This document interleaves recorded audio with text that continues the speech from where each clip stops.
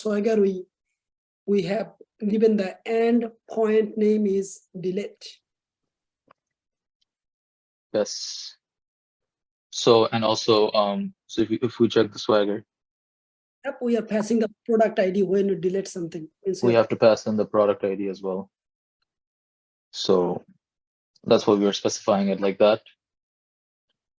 And if the response is 200, that means it's successful. So we can just give it a message that product has been deleted successfully. Otherwise, error deleting product, and the same thing here.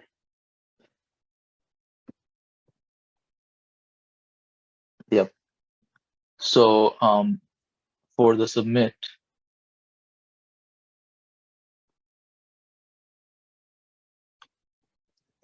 so for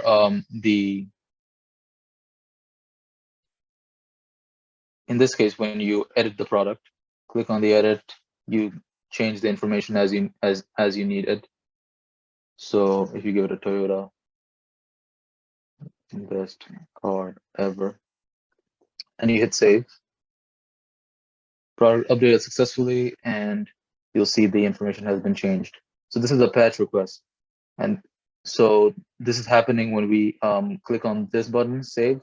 So that's basically where we're going to implement that API, this function, the handle submit. So save button and handle submit. And let's just, it's basically the same thing, except let's change the name to handle submit. And let's check the Swagger for the endpoint. So it's patch. So edit and the product ID. So that's basically what we're going to do.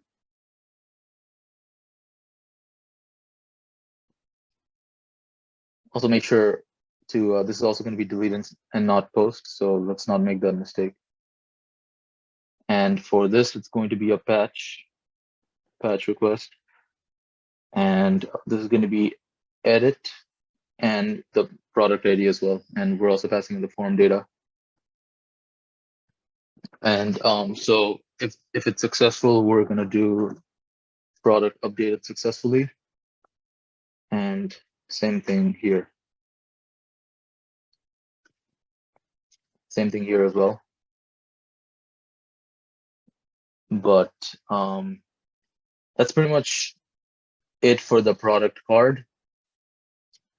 But let's see what it actually looks like. So for now, so basically all this data is basically gonna be coming here dynamically. So we don't have the data right now because we're gonna get the data after we do the get request. And when we get the get request, we're gonna basically pass in all that data into this product card, into here. And then we will be able to basically put in all the information wherever we want. So for now, we would have to basically hard code the values. So Ferrari,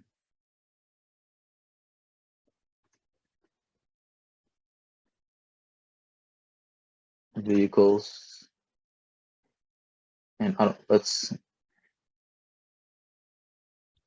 just get the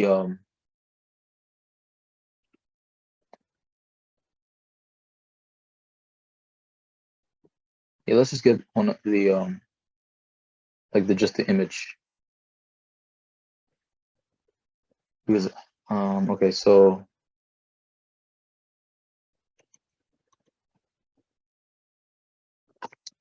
and yes, that should be it. It might not fully work because a lot of these values depend on the data in the use state hook. So let's just do the get request first, and then we can test it out. Okay. So let's see. So now we have to create.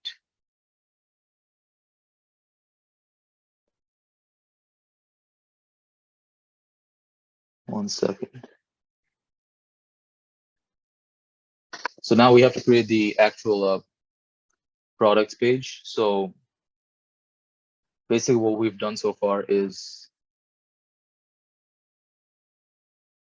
so we've basically created the card, which is this. We've created and designed the card, but as you notice, this is a completely different page. So this is one page that we're in, and then if you click on view products, we're taken to another page called products. So, and in this products is where we're going to be doing the fetching. Like we're going to do the get request, and then we're going to pass it into each of these components. So let's create the products page now.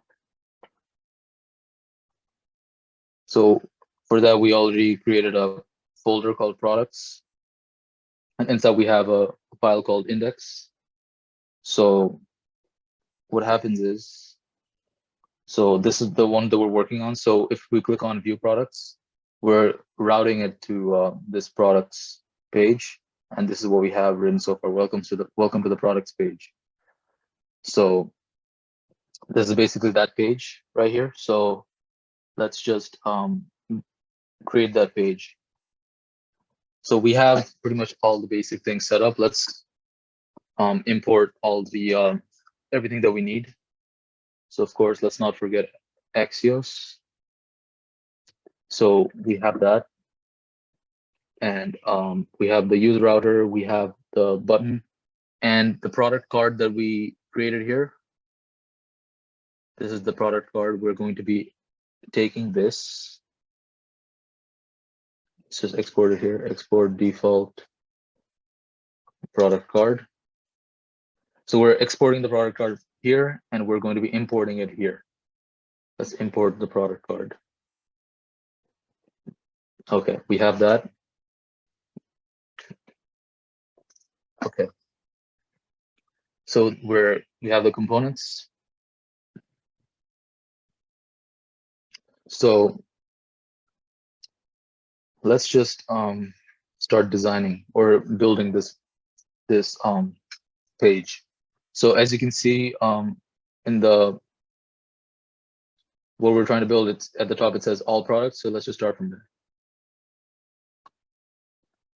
So we're gonna have a heading tag h1 all products, and we're gonna give it a style of text align center, so that this text gets centered. Let's see if that worked. Yep, it worked. So we're getting there. And then under that, we're gonna have a div box. Let's put a class name of products list container.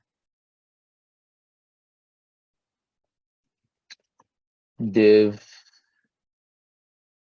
class name of products.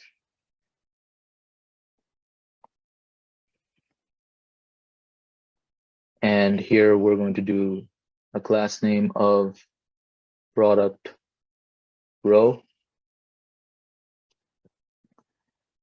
And here we're going to give it a product list dot message.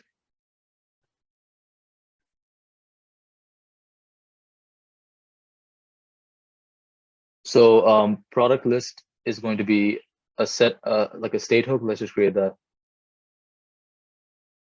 So basically, when we do the get request, we're going to basically save it into the product list because we're getting a list of products. So that makes sense. So product list, and let's give it a set product list, and give it a use state hook. And we're going to save it as an array. And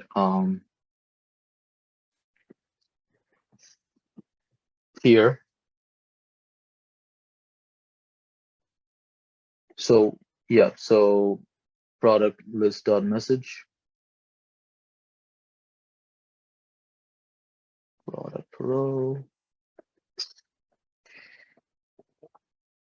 Okay, here we have to create another div box actually. So let's give it a class name of product dash center.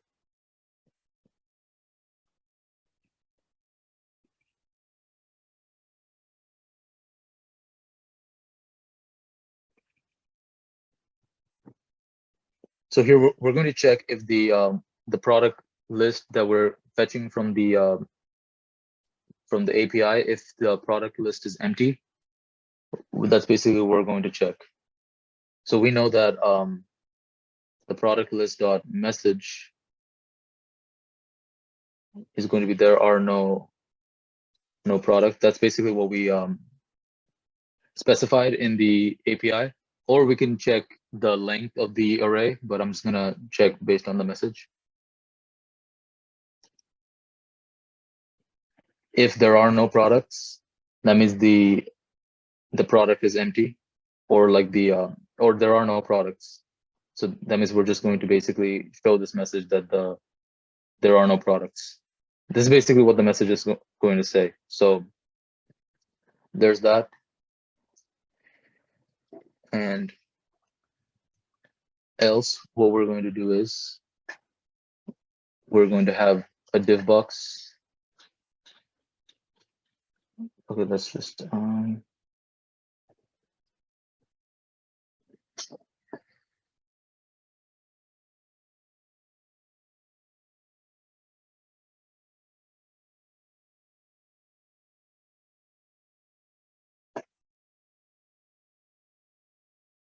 I'm just trying to see the issue here.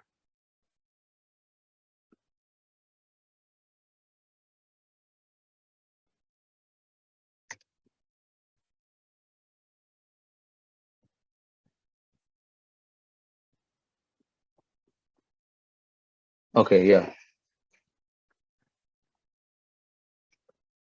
Okay, so product center.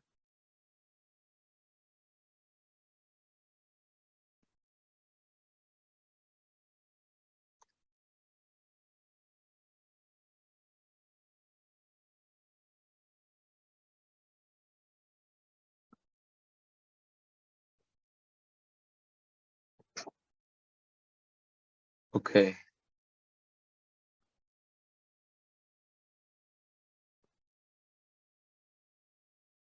So yeah, so product center. Okay, let's just try to do this again. I messed up somewhere. Okay, so in the product center, we're going to check the list. If the message is this, we're going to check that. Then we're going to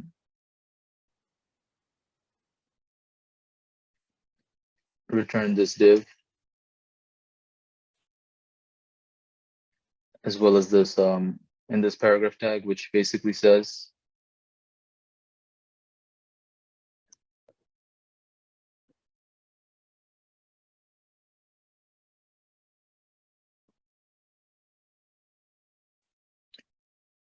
otherwise, what we're going to do is we're going to give another div.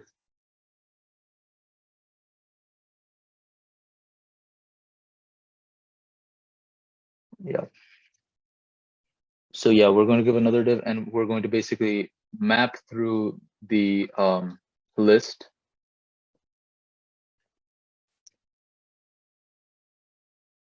And for each of the element in the product list, we are basically going to this is what we're going to do. We're going to render the product card. This is what we basically imported, and that's basically what we created here.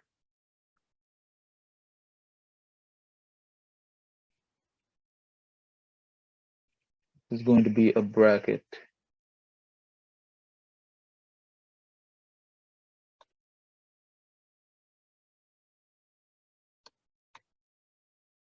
Okay. So here, we're going to give this a class name of product row and give it a key